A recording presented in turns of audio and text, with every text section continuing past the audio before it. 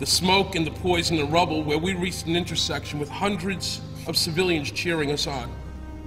Our uniforms were torn and soiled. Our resolve was simple: to stay and dig as long as we had any hope to save anybody. I want to tell you about how sick so many of these brave men and women have become.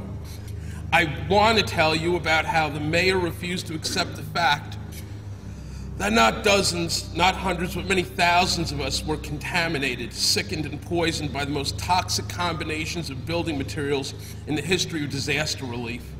And that for 5 terrible years, he ignored that fact. 5 years of our family members watching us drop dead. And every time Popular Mechanics calls the people of this movement nuts, these propagandists, professional liars and tools who cannot even by any stretch of the imagination be considered journalists, strike another nail into the coffin of another rescue worker.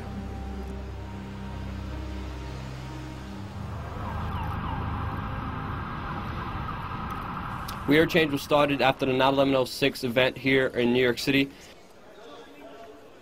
When we first started out in New York City, it was a bunch of young kids. Nobody was even over the age of 30. And we were just brainstorming, what can we do to have the most amount of change?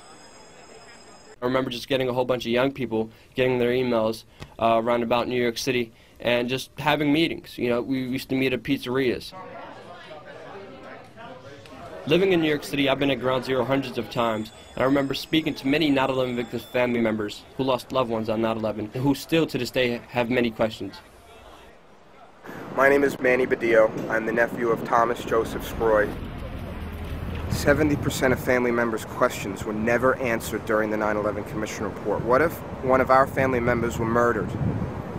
Would we be okay with 70% of their questions never being answered during any trial? There still has never been a trial for those who have died. There still has been nobody held accountable. I challenge you all to learn about the truth of 9/11. It's time to research on your own. Learn your physics. Learn your history. Free information on 9/11. Information that's been withheld from the American public. Hi, my name is Dan Wallace.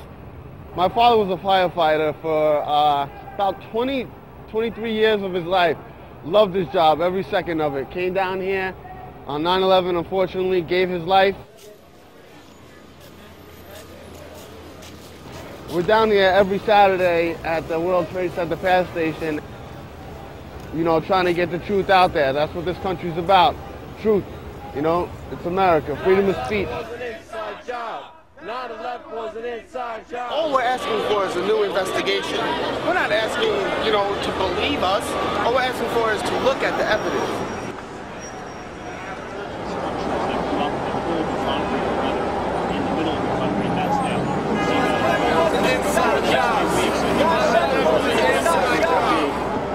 Structural steel, some of the largest structural steel.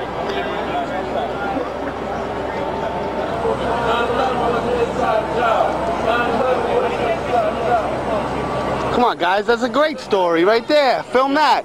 Film that. Okay? I gotta tell you something. This I expect because I've worked in New York for 20 years. Okay. This bullshit is standing right behind. Bullshit? Yeah, bullshit. Bullshit. Standing right behind your you.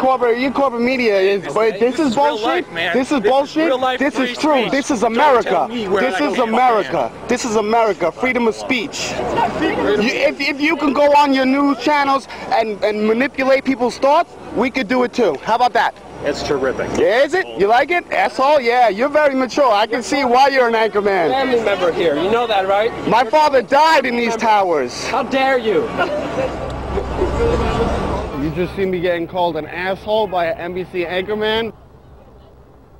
See, this is what the media does. They never talk about the family members. They never talk about the rescue workers. The family members, the rescue workers started this 9/11 Truth movement. And people have to understand that it's these people who are affected by 9/11 who we are fighting for. We're about to head over to the stock exchange. Last time we got confronted by cops with M16s, and they actually took the safeties off. You know, M16s with the safeties off is not a joking matter at all. This time we're going to go down there. We're not going to stand for that. We're going to pretty much stand our ground. They can take the safeties off all they want. We got cameras this time.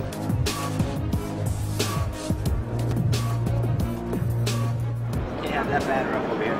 We understood that we could. We were out here.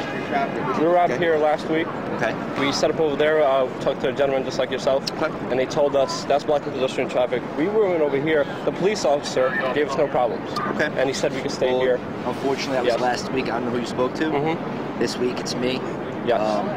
Banners with these type of things on it. Can't have it. Those type of things. It's cardboard. I know.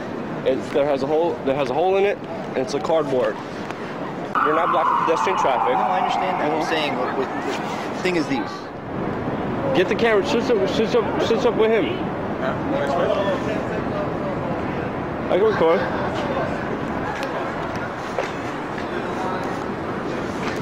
Yes. It's a private camera. It's a private camera though.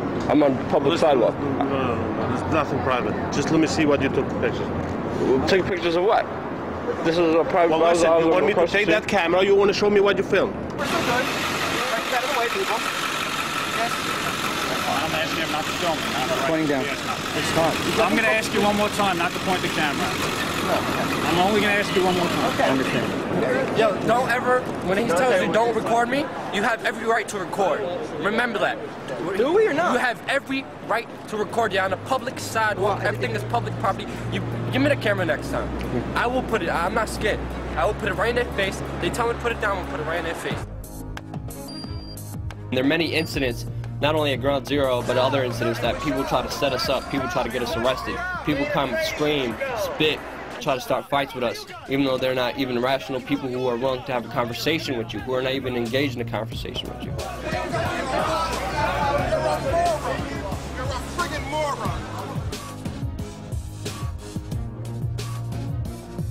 I just wanted to say this guy outside actually just told me stop talking about 5 years ago, and I told him I will never stop talking about 5 years ago. Even if it's 20 years from now, 30 years from now, I'm never going to stop talking about it. We're not going to stop until the lie's uncovered.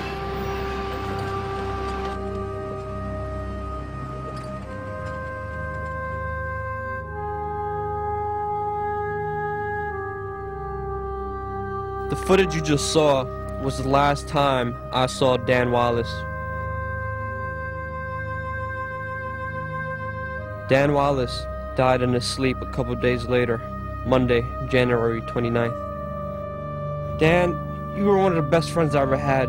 I will never forget you as long as I'm alive. One day, brother, we shall meet in the sky. I miss you, man.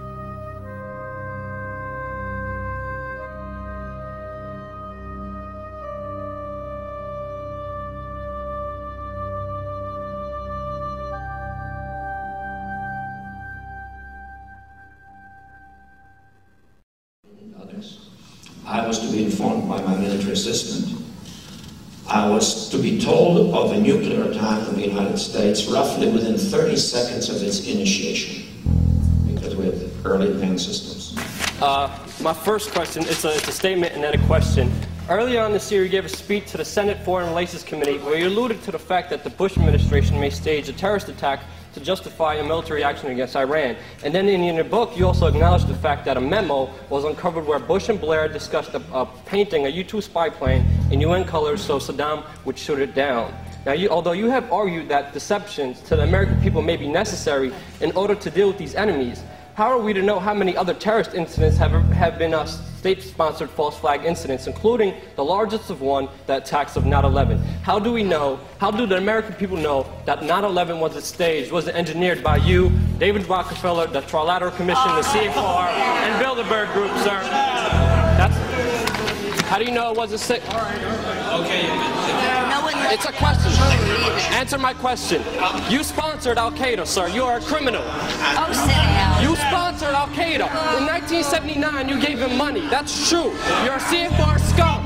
You are CFR New World Order scum. You and David Rockefeller will never have a New World Order. And I remember just sitting there by myself, feeling extremely nervous on, what to do, because this was my first ever confrontation with a high-level treasonous individual. Answer my question. Will you please sit down and shut up?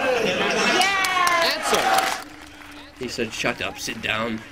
So I just sat down and he answered my question, even though it was a horrible answer.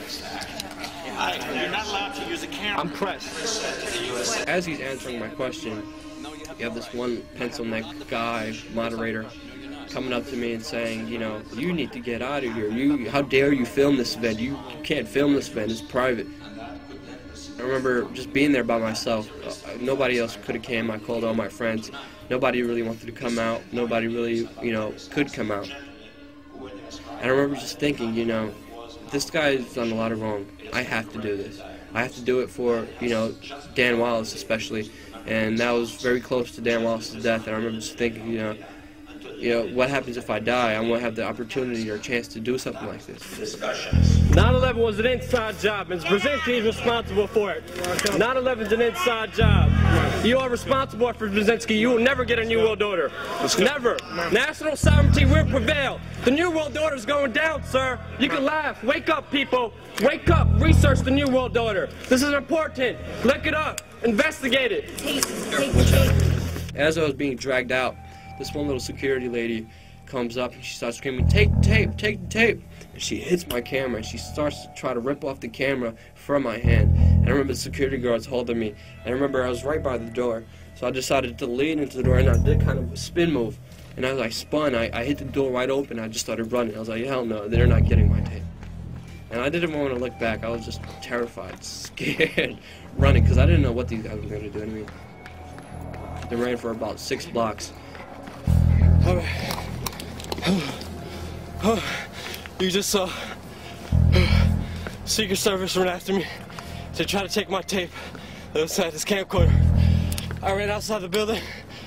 Private security guards tried to catch me, but I'm guessing I'm too quick for him, and he couldn't catch me. So I hope you guys enjoy the footage. And yeah, Brzezinski, you got yours. It was a huge victory getting that tape out, getting that information out, getting that reaction out, getting that confrontation out, getting that video out, and it getting hundreds of thousands of hits on YouTube and the whole internet. And it was just a great event knowing that I could affect and tell truth to power.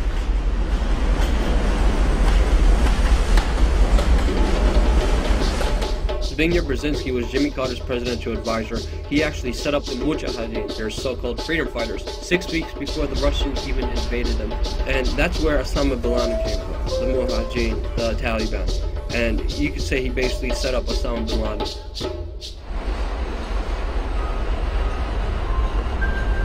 So the towers would have dominated the skyline right around there, right around where you see that gap in between those buildings, between the new Building 7 and the Millennium Hotel, right? It would have dominated the skyline. You would have seen those 2 towers twice as tall as any of these buildings that you see down here. It's missing 2 of the places where the most successful people in our society got together, used to work every day, where my uncle used to work every day. He was early to work every day, this man. I used to see him in those towers. We used to eat together.